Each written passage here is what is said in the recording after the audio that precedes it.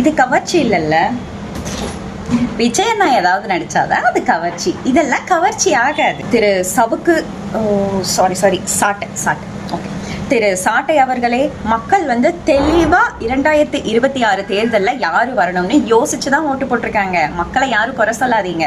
மக்களுக்கு ஒவ்வொரு தேர்தல்லையும் நான் இப்ப ஜெயிச்சிருவேன் இதை பண்ணுவேன்னு ஒரு 15-20 வருஷமா சும்மா வாய்ச்சவடால் விட்டுட்டே இருக்கிறவன் வேண்டாம். ஒரு நடிகையோ பெண்ணோ ரோட்ல போகும்போது அந்த பெண்ணையோ நடிகையோ தூக்கிட்டு போய் என்னென்னமோ பண்ணணும்னு நினைக்கிறவன் வேண்டாம். இப்படி எல்லாம் யோசிச்சுதான் மக்கள் கூட மக்களா நின்று குடும்பத்தோட குடும்பமா இருந்து மக்களுக்காக பண்றவன் தான் வேணும் அப்படின்னு தான் எங்க விஜயண்ணாவை தேர்ந்தெடுத்திருக்காங்க. எப்படி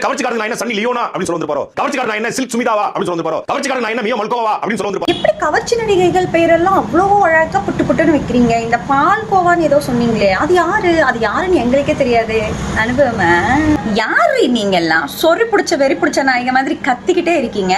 ஒரு சிஎம், தமிழ்நாட்டோட முதலமைச்சருக்கு என்ன மரியாதை கொடுக்கணும் தெரியாத நீங்கெல்லாம் முதலமைச்சர் எப்படி மரியாதையா பேசணும்னு சொல்றதுக்கு வந்துட்டீங்களா? எனக்கே அசிங்கமா வாயில வருது. பாதிக்கப்பட்ட அவருக்கு வராம இருக்குமா?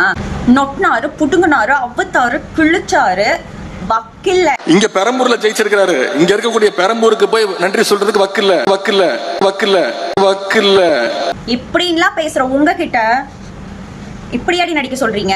எதிர்கட்சி தலைவர் அவர்களே, மரியாதைங்கிறது நமக்கு முதல்ல தெரியணும். நம்ம எந்த இடத்துல இருந்து அரசியலுக்கு குதிச்சிருக்கோங்கிறது தெரியணும். அதுக்கப்புறம் தான் ஆப்போசிட்ல இருக்கிறவங்களை பார்த்து கேள்வி கேட்கணும். குடும்ப அரசியல் பண்ற உங்களுக்கு தெரியாதா? உங்களுக்கே தெரியும். கேமரா முன்னாடி நின்னவெல்லாம் விஜய், அஜித், சூர்யான்னு ஆயிட முடியாது.